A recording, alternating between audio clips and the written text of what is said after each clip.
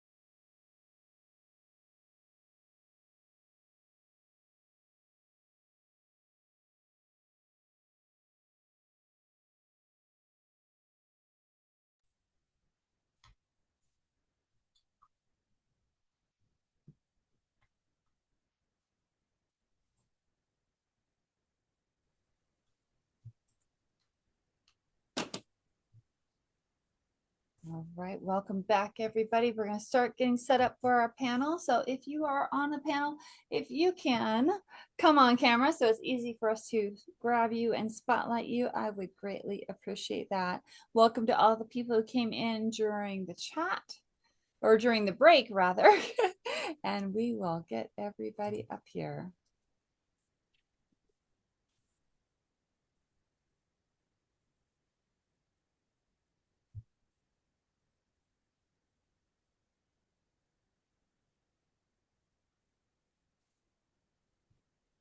All right. Welcome, Good welcome. to see you guys. Hello, Mr. Kennedy. Good to see you guys. Hello, it's see good to you be as well. here. There we go. All right. Hello. Hi, Welcome back everybody. to our morning speakers, and hello for our afternoon speakers that are jumping in. All right, and we are recording and we are ready. Awesome. This is one of my favorite parts of the day, because not only do we just get to talk to one of you, we get to talk to multiple of you, and we have a theme that we love to have these chats go around. And the theme for this afternoon is rethinking learning, empowering families to break the mold and personalize education. And if you've been here with us this morning, you've already heard there are tons of ways to be able to do this, right? And that doesn't mean necessarily break out of the regular school system. It just really means bringing you and your family together and looking at things and how you can do things a little bit different than maybe you've done it before. But we have some wonderful questions that we are going to ask our speakers and have them. Hold on just a second, Dr. Norma. I see you and I'm bringing you up. There we go. Gotcha. All right, as we move through this. So first thing, we are going to go around, and this is going to be a challenge, guys. You're speakers, right? I know you love to talk a lot. 1 minute only about who you are and who you serve. Really, really quick for us. And then we'll dive into that deeper topic, okay? So we're going to start with Dr. Emily, and then we'll go to Vera. Try to keep it really tight and close for us, okay? Go. Great. I'm Dr. Emily Wassell, and I help neurodivergent teens and their parents in the transition from high school to whatever's next, whether that's college or a career choice. Thank you so much, Vera, and then John. I'm Vera Thomas. I am with Instilling Greatness. I work with parents and their children under 12 to instill greatness in both.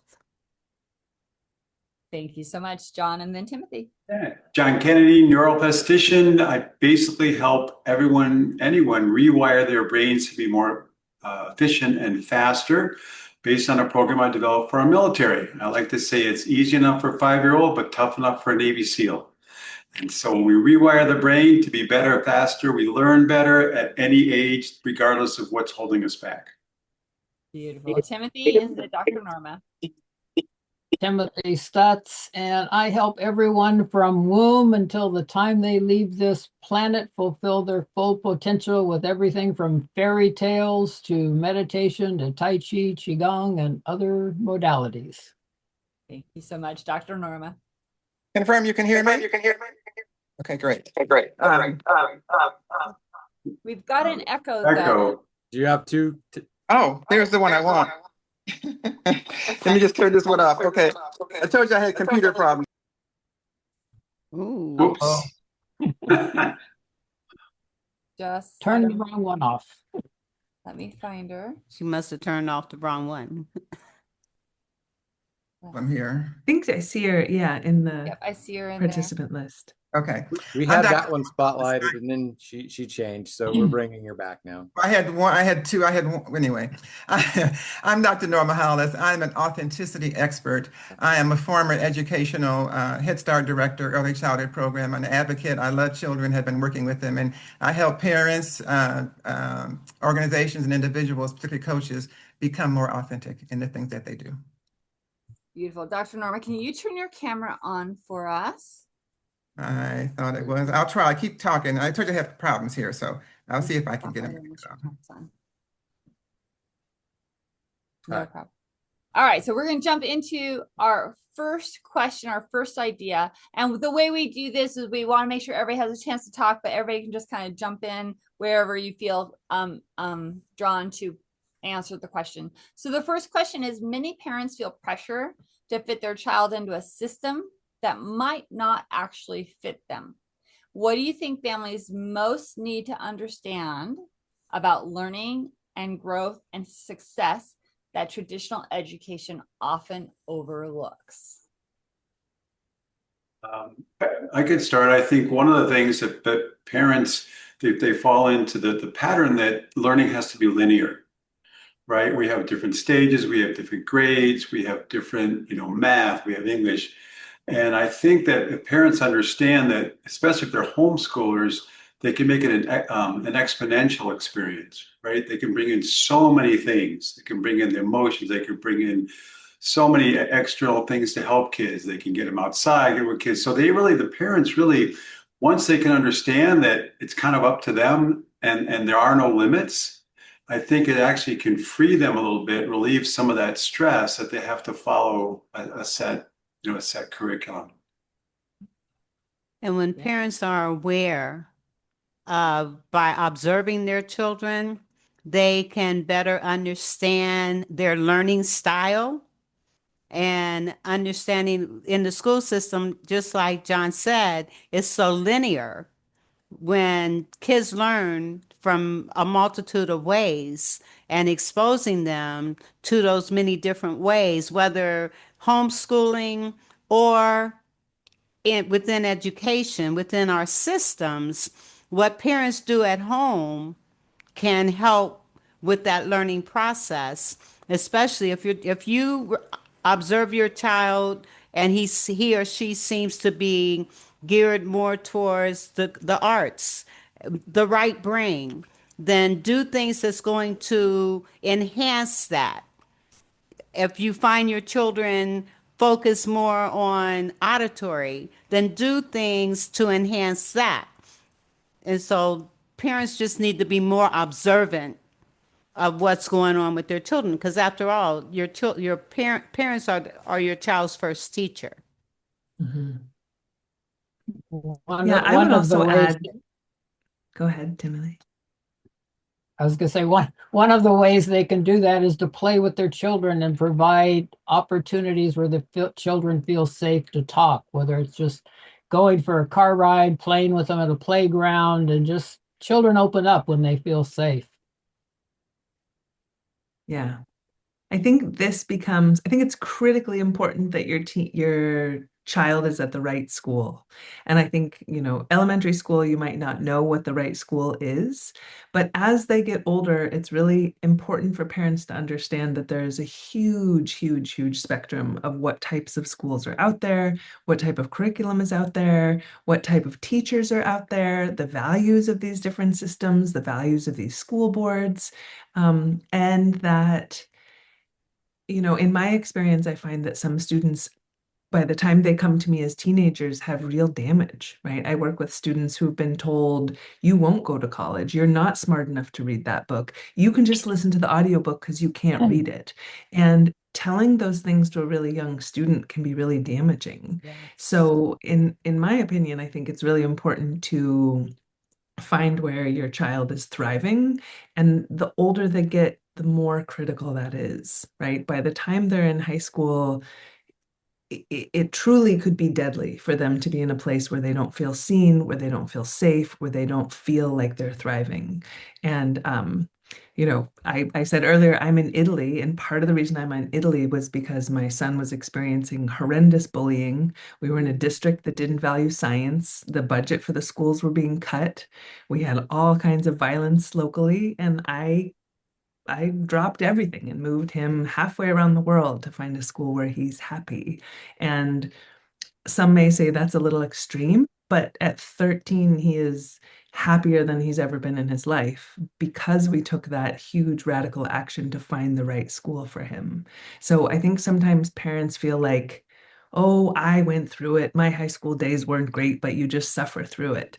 And I think times have changed, and suffering through it is not going to work out in the long run, right? And so really finding that place where your teen has a sense of belonging can make a huge difference in the long-term outcomes.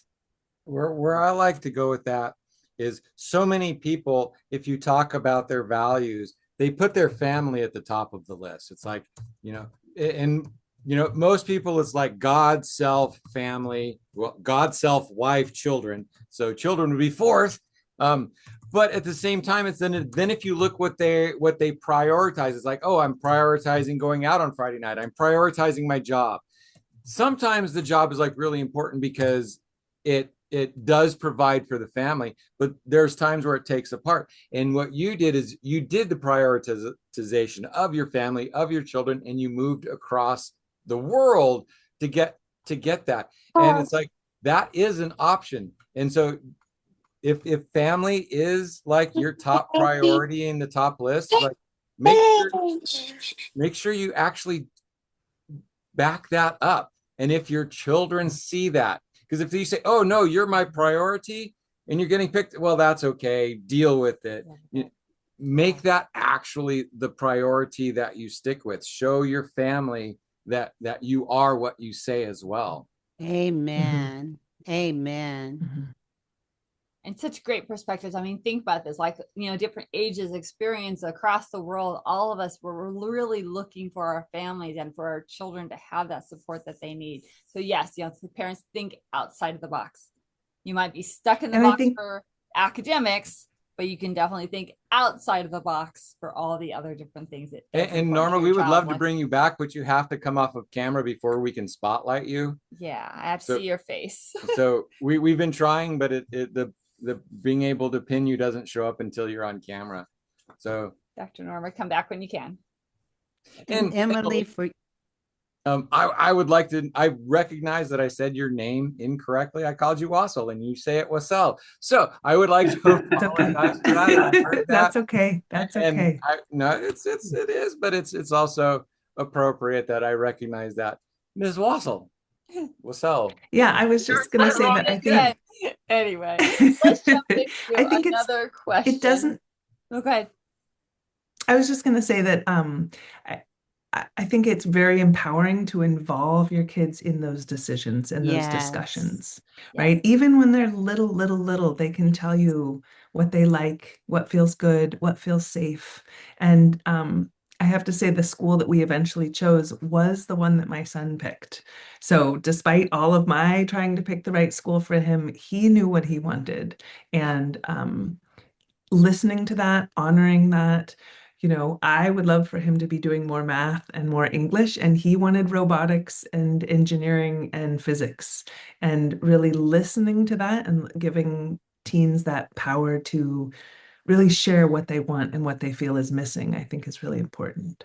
That's beautiful. Yeah, perfect. And audience, remember, this is an interactive discussion, right? If you have something in the chat that you're burning and that relates to what we're talking about, please put it in there, right? Because we want to make sure that we're serving you as the audience, as the parents in the group as well. Okay. All right, let's change a little bit of directions. We often hear that children need to perform to succeed. How do we shift from performance-based education to helping children discover who they really are and how they naturally learn best? What are some of the things what does it actually mean for a child to be successful? Because still it's like, what does it mean for me to be a good job, a family, stability? Is that really what success looks like for a child? Is getting good grades, having lots? What makes a child successful? Good question. I think from an early age, I think they need to have challenges that aren't easy, that they have to overcome. I mean, latest research, one of the best things you can do for your kids, they did like a 6-year study, is give them chores, right? They have to learn to do something that builds their self-esteem, giving them challenges. You've probably seen some, like in some of the Japanese schools, where the kids have to do hard things, but the parents are praising them. So once they learn to stretch themselves, and they can accomplish what they've stretched to, then it opens them up, I think, to take on more challenges. Absolutely. Chores are critical. My son started vacuuming at the age of 4. He was tall and he was in the kitchen with me cooking when he was 9. I'm working with a family right now, and the little 6-year-old, the mother was trying to get him to clean his room. And so I went in his room with him, showed him how to make his bed, and said to him, "Now, in the mornings when you get up, make your bed." And told the mother, "You need to do the same." You need to model the behavior that I'm talking about. And this was just a couple of days ago. And so, as a result of the conversation, the little boy, well, he said, "Well, I didn't sleep in my bed last night. I slept on the couch." I was like, okay, well, but the fact that you know how to make your bed and you know that that's what you need to do when you get up in the mornings. And when you do that, that is just so wonderful. And praising our kids once we give them the chores, but not only give them chores, but show them how to do the chores. We tell kids, go do this, go do that, without showing them how to do it. And you got to model the behavior that you desire. Well, and especially at a young age, a lot of times the terrible twos, right? Kids get frustrated. A lot of times it's because they want to please us, but they don't know how. So what you said is exactly right. So you tell a kid to go clean up his toys when he's 2, he gets frustrated because he wants to, he doesn't know how. So just as you said, you say, okay, so where do you think the teddy bear should go? Okay, where do you think the block should go? Get them involved. And then when he's done, he knows how to do it and he's felt he's accomplished something. Yes, and you praise them once they do it. Yeah. I would also say that, when we think about success, too often we're looking at the outcome, right? Rather than the process. And I think for me, one of the most valuable things that I teach teens is how to fail. I think having room for failure, having space for failure, as an adult, all of us fail all the time. And often those success comes through failure. And, knowing that life is going to have its ups and downs and challenges, and it's not going to be gold stars and 100% all the time on everything, and learning how to fail and learn from it and feeling, I think one of the most important things you can do with your children, especially when they're in the teenage years, is communicating that if you're honest with me, I'll never be mad at you. I may be disappointed. I may be upset. I may be sad about something breaking, right? But if you can be honest with me, I will always have your back and be there for you. And I found that when teens can't be honest with their parents about failure, that's when real tragedy can strike, right? If they're trying to solve these problems without getting parents involved, particularly when you get into the realm of sex or drugs or fast cars or any of that, right? Like your teen has to know that they can call you at 4 a.m. and say, "I was at a sleepover. I thought the parents were there. The parents have left. Now there's boys and alcohol at the party. Come pick me up." And there has to be that ability, that failure, like, oh, that didn't work. And how do we recover from that and move forward with trust and honesty? Yeah. And that starts at an early age.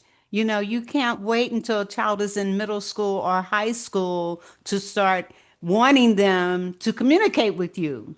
That's something that has to start at an early age where kids feel safe enough to talk to their parents, even at an early age. And a lot of that comes from, as you said, sharing that. I read some interesting research. Parents, a lot of times, we always ask our kids, they ask us, how's our day? We say, oh, it was great. No, if we can share the failures we had during that day and how we overcame them, then that's modeling to them how they can do the same in those situations. Mm-hmm. Yeah, so that's kind of interesting because I was a lot smarter than my parents. I was not wiser. I made lots of mistakes, but the way my brain worked, the way I learned, I was more intelligent than they were. And so they didn't necessarily know how to push me. So if that turns out to be the case, it is extra imperative that you reach out and you learn how to challenge that person and how to push that person. Because then once I got into college, then once things actually got hard, it's like, there was times where I didn't know how to step up. And I don't blame my parents for that, because it's like, oh, this everything was like so easy for me. Everything was easy. And then when it was hard, it's like, oh, I just must not be good at that. I'll do something different. And so that ability to step up to a challenge didn't come up until much later, except in sports, because I was very much also into sports. So in that realm, it did. But in anything sort of intellectual or learning that way, it's like, if it was hard, I must be doing it wrong. And so I never learned how to push myself that way. Well, and I think in that way, sometimes our twice exceptional students suffer because they are not being challenged on a regular basis, right? Like when you have kids who are reading at 400, 500 words per minute and the rest of the class is at 100 words per minute, they're bored, right? And so knowing when your teen needs extra challenges, and being able to guide them towards that is another, critical thing of understanding the system and how the system is not set up for your teen, right? Or your No child. child left behind policy leaves those children behind, because it's like they're trying to reach the lower people, and the ones up here, it's like they get bored, they get lost. It's like nothing is challenging, everything is super easy. So yeah, I just sat in the back of the class and read books, and when the teacher called on me, I'd look at the questions, like, and I'd give them the answer, and then I'd go back to reading. They got so frustrated with me because it looked like I wasn't paying attention, but the stuff that they were teaching was so easy for me. There was never any challenge. You were also at an extremely small school. Well, even before that. But I mean, on that point, Herb, like I once worked in a juvenile correction facility, and the IQ of those students that are in jail was through the roof. And so many of them tried to outsmart the system and were bored in school, which led to, trouble behaviors. So I think that part about checking in and knowing, is your teen getting enough challenge? Is things too challenging, right? Going back to that honest, open communication. Yeah, I got to hate the word potential, because it's like, he has so much potential, but he doesn't do anything. And so it's like, give me a challenge, but not just busy work. They would try and give me busy work, and it made no sense. Let's check in with Timothy. Timothy, did you have something you wanted to add into this? How to get to know them and help them learn naturally? Everything everybody else has said, and teaching our children from as early as possible what their happiness button is, what makes them happy, and then no matter what they're doing, letting them know they have the option of doing it, being happy, or being it or looking at it as a chore. You're going to get it done. You're going to do a challenge, whatever you're going to do. You might as well be happy while you're doing it. So you know what it feels like to be happy. Turn that happiness on and do what you're going to do. And it gets done quicker. And you can just learn to stay in that happiness. But there are kids that don't know what makes them happy. I remember just a 7-year-old. I asked him, what would make you happy? And he couldn't answer the question. And that may be because he doesn't have any points of references to be able to identify what would make him happy. And so exposing kids to things to help them identify if that's going to make them happy or not is another piece to what you're saying, Timothy. Yeah, and it's not just happiness. What makes you feel good? Does licking an ice cream cone make you feel good? Tune into the feeling of when you're licking an ice cream cone. Tune into really what makes your body vibrate. Exactly. There's a question in the from the audience that I would love to get this panel's perspective on. So it's from Stanley, and he says, as we strive to help our children be authentic and grow in their own style, does the panel have any suggestions for helping children connect with other kids? For example, we homeschool. They're not isolated, but they are afraid of being judged because they're learning differently, or they're coming at things differently than some of the other kids. What would you have? What help can we give there? I'm going to say community service, right? Okay. I think finding your people, having a common goal. There's a soup kitchen that needs someone else. There's a food pantry that needs someone stacking boxes. There's an old folks home that needs someone to wipe windows, pick up leaves, right? There's so many people that need our support. And for young people who are homeschooled and looking for ways to connect, I think it's really important. There was an educational philosopher called Vygotsky who talked about the zone of proximal learning and how teens and all kids don't necessarily need someone their own age. They can learn from someone at any age. And so allowing your kids, even if they're homeschooled, to get good at making friendships and developing relationships with people of all ages may be challenging. Like my son's an example of this.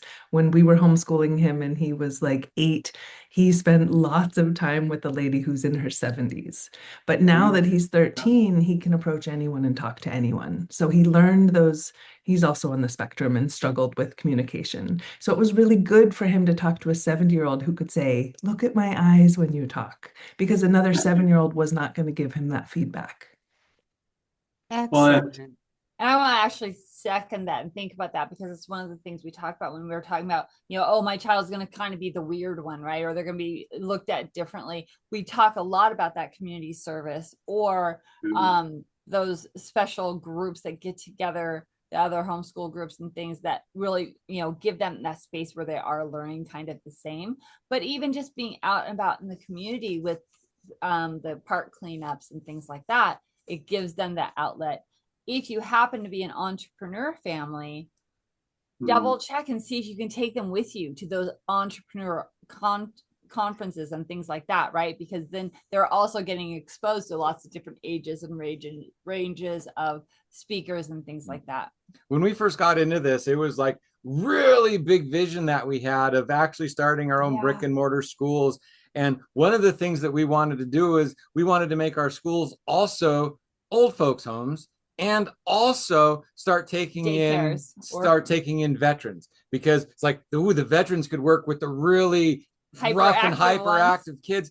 But also it's like in the old folks home, having lots of young people around is healthy for them. It brings them up, and then they see the children and they delight in the children, and the children see people delight in them, and they hear the stories, and that brings them alive as well. And so the wisdom that can transfer in working with elders is just tremendous. And so that was part of our original big vision. And hey, that might be 15, 20, 30 years down the road, and I hope someday to get there. But to be able to bring the children in to assist with the elderly, that is so valuable for everybody involved. It really is. I just watched Eleanor the Great. It's on Netflix, and it's about this 80-year-old woman, and she becomes friends with a college student whose mother just died, and the father was in his own grief and ignoring his daughter. And it's a beautiful story. But anyway, the point is being able to expose your children to all types of other people, even giving them experience of other cultures, and connecting in that way. Programs that are out there, the arts, and all those kinds of things, exposing them and giving them opportunity to meet with other people. If you're a non-traditional student, take your child to college with you. That's one of the things I did. And as a result, my son was able to connect with other older kids or young adults, but it gave him a wealth of experience by being in that college environment. Right. Timothy, let's pop in with something besides, yes, I agree with everybody. Well, one of the things I was going to say, you're all kind of intimating this, is one of the ways that to solve this problem is by having kids with ages that aren't theirs. Right. I mean, the only time in our whole lives we're with people, 30 people our own age, is going through school. Right. But as you said, with the seniors, with other people, with anyone, in homeschool groups. I mean, we were fortunate to be in a homeschool group at our church. So all ages, we had a one-room classroom for a while. Right. So everybody learns from each other. I read that one of the worst things we did to kids because of fear, and fear drives us in the long run ways, is play dates, right? What happened at a play date is you had all your kids, instead of having them out in the field with a ball, now the mom was there to tell them what to do and what not to do, right? Instead of kids exploring, building their own relationships and all those other wonderful things that happen when kids are together, especially if they're from different ages. Yeah, I remember going to military school as a kid. I was looked, I was bullied because I was different. It was like homeschool, only it was military school. So I found connection through pick up sports games with children. I found connection through working with my grandparents in their laundromat and taking change and getting the clothes from people that had brought their orders in, or working with my grandfather at his newspaper, keeping score in bowling alleys from the time I was 12 years old. I made connection with adults more than I did with children. Mm-hmm. Yeah. Another thing that we talk about is cooperative learning. So for instance, if your child likes music, take them to an outside music program that has people of all ages, because naturally what happens is the older people work with the younger people, and the middle kids work with the younger kids, and they work in cooperation.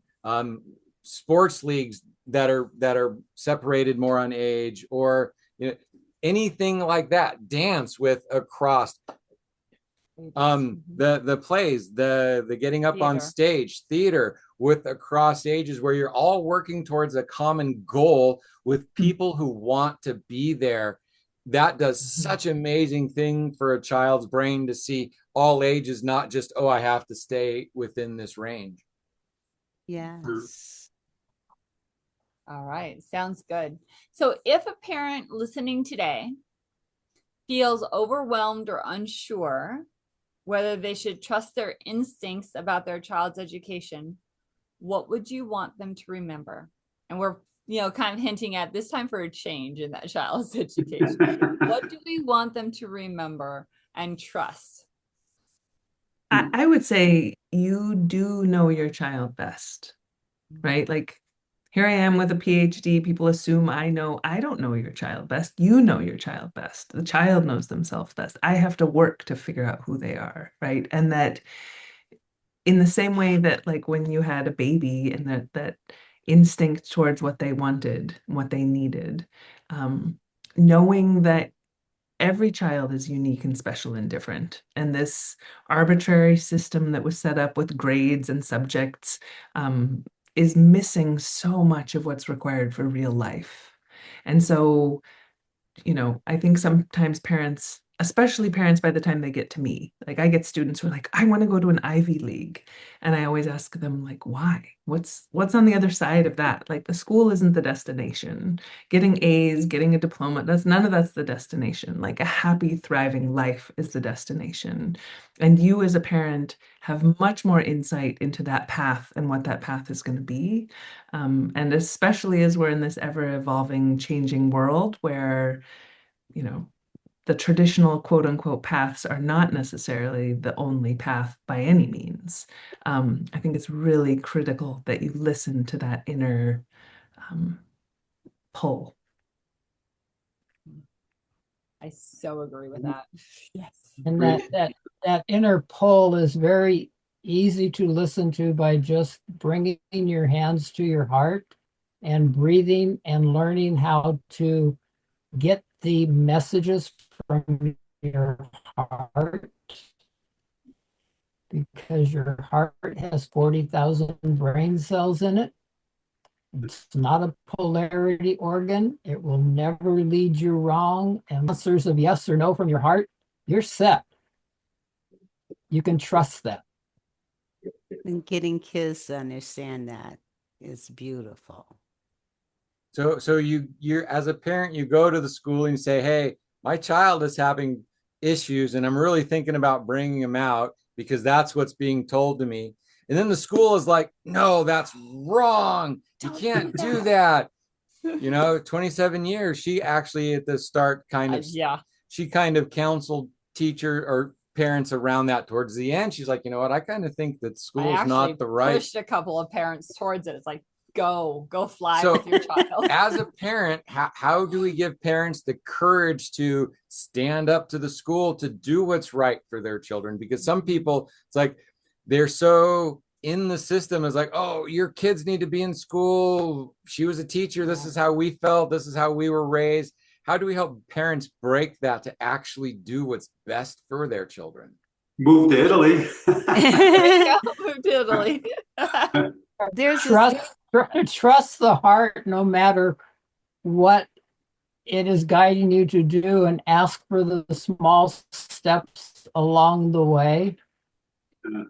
sometimes If you really trust your heart, the universe will make everything flow in the direction of you. And it's like we need to take control, that we're in control and the universe is not, it's like outer life is not in control. We give our power away. Once we take our power inside and realize that we can make things happen, then we start doing that. But even if it takes baby steps. Well, and that's why I admire you, Emily, for doing that. I mean, that's exactly what you did. You needed a new venue and you did your research and you found the best place for your son. So I think not everybody's going to move to Italy, but I think that whole process was the best thing for him. Yeah. And actually moving to a new place where they don't know your children's are going to be homeschooled, that could help. Yeah. You don't have to fight the local community that you are used to. Because there's also a lot of, what, you're going to take your kids out of school? Aren't you worried they're going to be weird? And so fighting that just in your head, you have to fight that with your friends and your family. And so maybe sometimes moving away is appropriate. Yeah. But what happens when I have a parent who has taken her power, has gone into the school, has expressed concern, has shared and said, hey, this is not working for my child, and the school is ignoring it? What do you do in a case like that? She does, and I mentioned, have you considered homeschooling? She said, oh, I can't do that. But that's why we're here. Send them to us. Yeah. I will, because her child is a divergent child, and I may not be saying it right, but and the school is not. She's got an AEP, and the school is just ignoring all the things that she's saying is needed for her child. Well, one of the things people. Oh, go ahead. I was going to say, I think people need to realize that school is a construct, right? It's not a naturally occurring thing. It's a human created concept. If you look at the history of education, and when, didn't used to be in school till 18, that was something that was done during World War II because they didn't want as many people in the job market, right? There's lots of things about it that really don't make sense, right? Even the time of day it starts, all neuroscience shows that teens should be sleeping in more, right? So once you start to look at this is a completely made up construct, and it's a way for parents to be at work while their kids are essentially being babysat in some cases, and to also know that there's big, big, big money. Right? The school district, public school districts, is making a lot of money off your kids sitting in that chair. So they're not going to tell you to leave. And I always like to tell parents, like, have you ever heard of Michelangelo? Do you know Leonardo? Do you think they went to school? Like, they started following their passions at a really young age and apprenticing. And it wasn't uncommon for people to pick a pathway by 12. And by the time they were 21, you look at the statue of David. Yeah, he did that in his 20s, but he started in his teens. So are we actually handicapping our kids by forcing them to go through this artificial system and learn all of these, I'm just going to say it, very patriarchal values, right? If we get into like how much of the women's realm was supposed to be taught at home and never brought into academia, right? How much of this is Eurocentric? How much of this is elitist? How much of this is, who's paying for all this? Who's writing these textbooks? Why is this what we're teaching? Why aren't we teaching certain histories? And really starting to think about what does your child need for their own path and their own future? And knowing that many, many, many extremely successful people never went to school, right? And that you can chart any future pathway for your child and really attune to their personal needs and craft their own experience of education that meets those needs.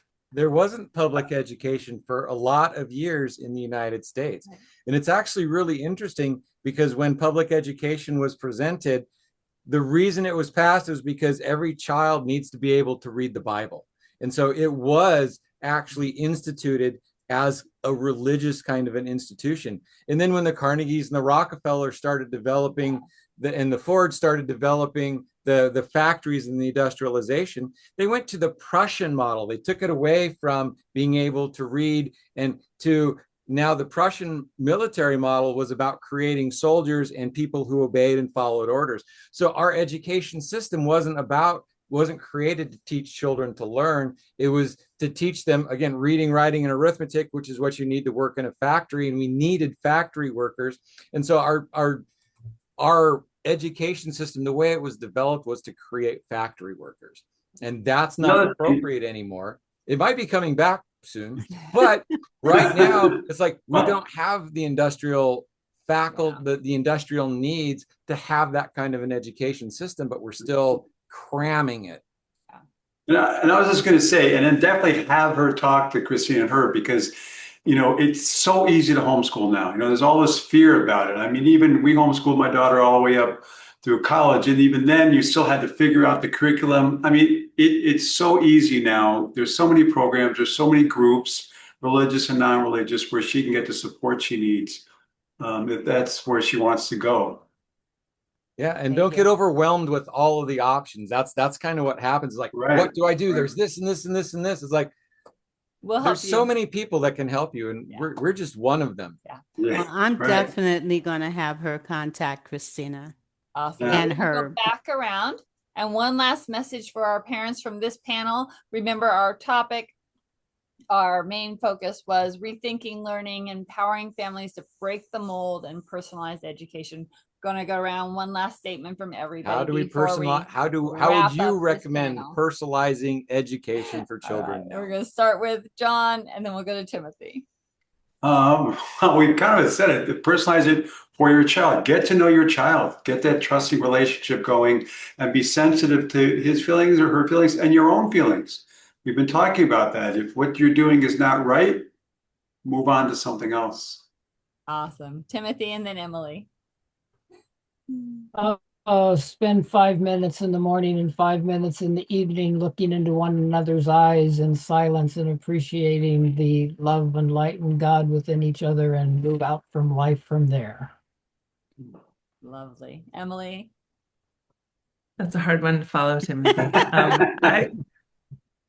I would say trusting that your child is a unique gift to this world, and that what they have to offer is different than what all other children have to offer. And so it's critical that their education meets that. And especially as we get into this world that is so, especially the public school system, is so focused on the head, that refocusing on the heart and what it really means to be alive. Right? There's so much wonder and beauty and joy in the world. And I think sometimes kids are deprived of that. So reintroducing joy and love. And I always tell parents, the best parenting advice I have for you is to hug your kids every day and make a point of trying to laugh with them. Vera? How do I top what everybody else has said? All I can say is be observant of your children. Observe what they gravitate towards and nurture that. Perfect. So me, you are going to make mistakes. You don't expect perfection from your children.